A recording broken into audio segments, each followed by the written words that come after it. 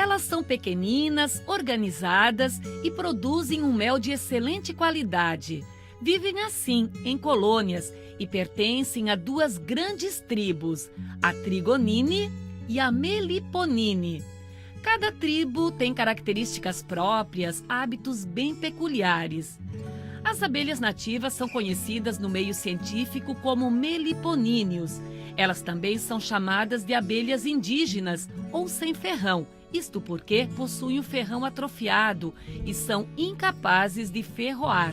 Talvez por isso, muita gente se interesse pela criação desses insetos.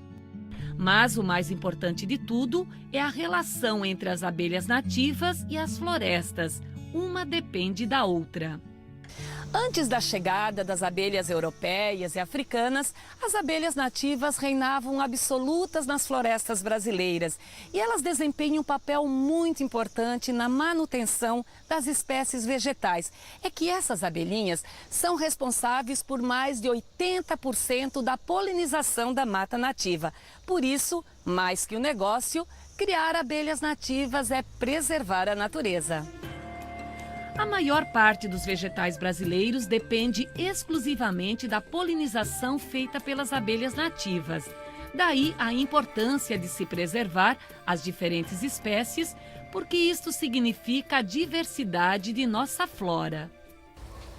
Nas abelhas nativas, nós não podemos esquecer que essas espécies estão correndo risco de extinção e nós temos a obrigação de salvar essas espécies. Até porque, do momento que nós perdemos uma espécie de abelha nativa, nós perdemos várias espécies de vegetais nativos, porque estão diretamente relacionados o vegetal com a sua abelha polinizadora.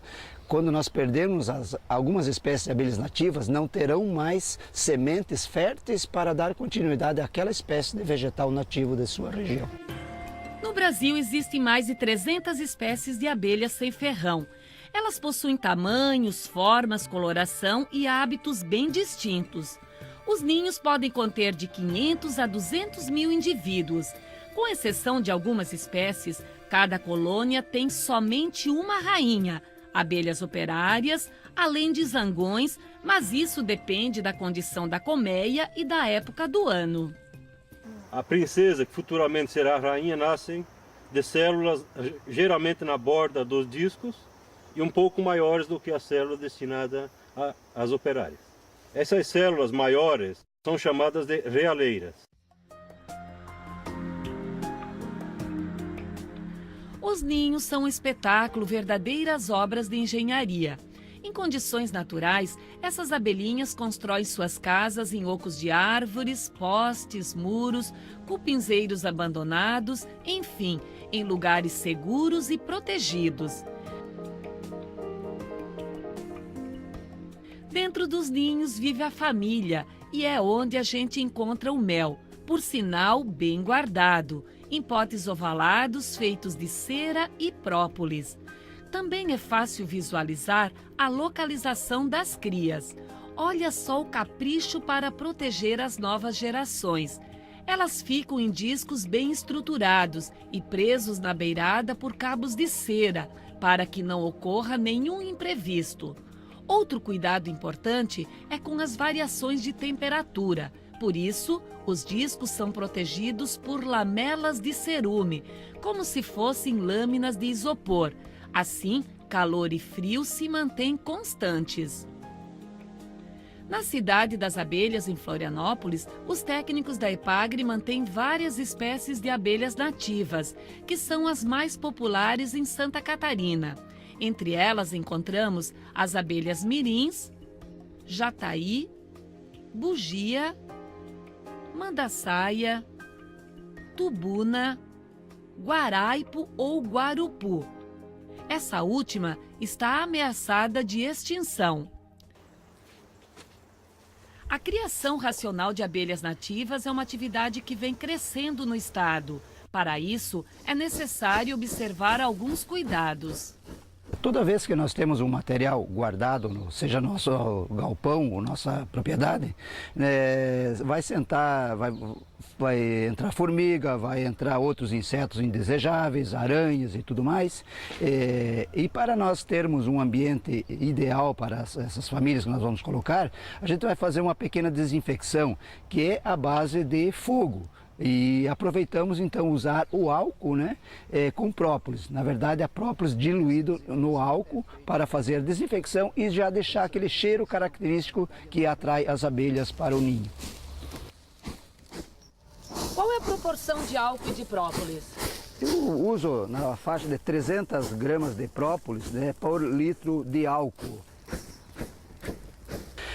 Nós fazendo o trabalho de desinfecção, também nesse mesmo trabalho nós podemos preparar a caixa isca. A caixa isca nada mais do que você fazer a desinfecção da sua caixinha nova ou usada e colocar os anéis para montar essa caixa para que ela seja então atrativa para a abelha.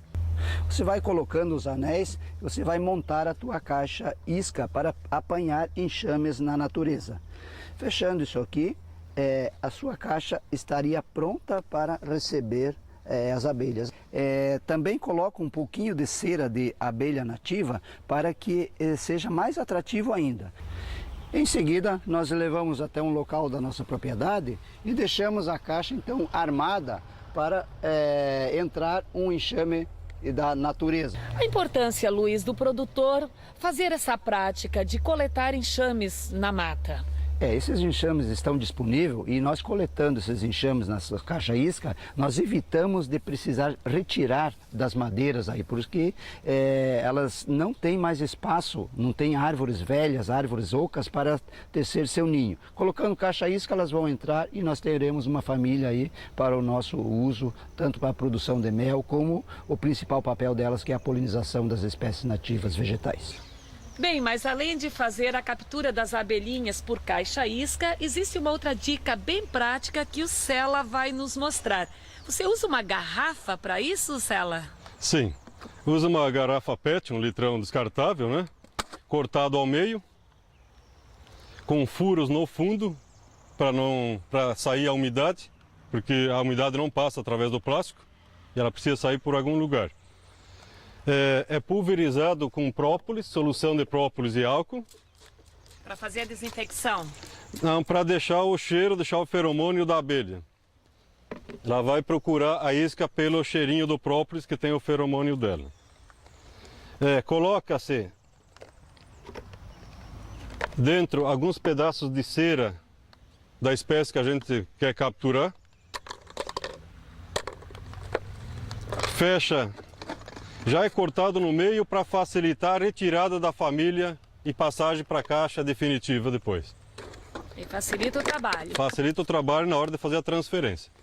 No bico do litro, a gente faz um furo para a abelha entrar e ao redor do furo e no bico a gente coloca a cera de nativas que tem os feromônios e tem o cheiro para atrair.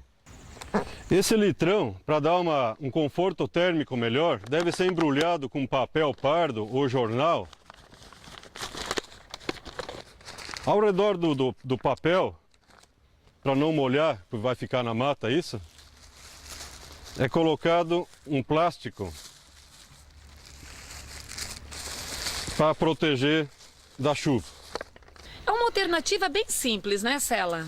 É bastante simples e com material que está disponível na propriedade. Todo mundo tem litro descartável em casa, né? Então fica uma alternativa bastante barata para o produtor. Bem, essa isca é colocada num bosque que tem naturalmente abelhas nativas, né?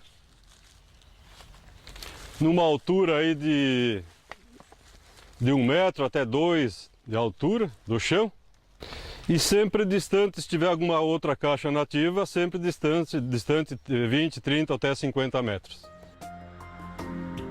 A coleta de enxames é o ponto de partida para quem pretende iniciar uma criação racional de abelhas nativas. Além de uma renda complementar, o produtor que se dedicar à atividade estará prestando uma grande contribuição ao meio ambiente e à preservação desses insetos tão valiosos na natureza.